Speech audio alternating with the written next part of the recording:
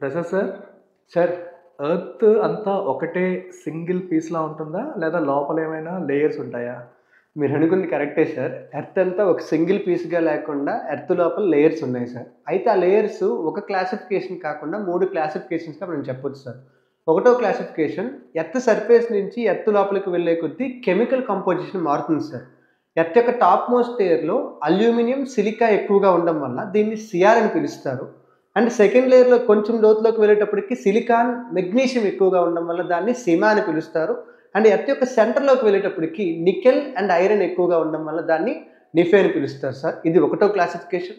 రెండో classification earth యొక్క density అంతా కూడా మనం యావరేజ్‌గా చెప్తాం సార్. బట్ ఎర్త్ యొక్క సర్ఫేస్ నుంచి లోపలికి వెళ్ళేటప్పటికి ఎర్త్ డెన్సిటీ పెరుగుతూ ఉంటుంది సార్.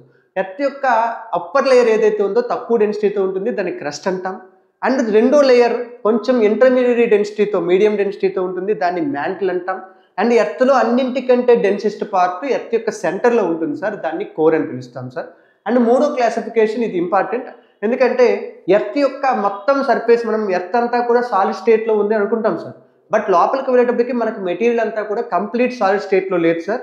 ఎర్త్ యొక్క టాప్ లేయర్ కంప్లీట్‌గా సాలిడ్ స్టేట్‌లో ఉంది. దాన్ని లిథోస్ఫియర్ అంటాం సార్.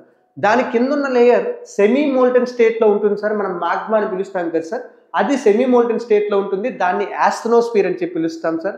దాని కింద మళ్ళీ ఒక సాలిడ్ లేయర్ ఉంటుంది. దాన్ని మనం లోవర్ మ్యాంటిల్ అని చెప్పి పిలుస్తాం సార్. అండ్ దాని కిందకి వెళ్తే ఎర్త్‌లో ఒక లిక్విడ్ లేయర్ కూడా కనిపిస్తుంది సార్. కంప్లీట్‌గా లిక్విడ్ స్టేట్‌లో ఉండేది. అది outer core sir. Outer core నుంచి మనం ఎర్త్ యొక్క సెంటర్‌లోకి వెళ్తే కంప్లీట్‌గా సాలిడ్ స్టేట్‌లో ఉన్న లేయర్ కనిపిస్తుంది. దాన్ని మనం ఇన్నర్ కోర్ అని చెప్పి పిలుస్తాం సార్.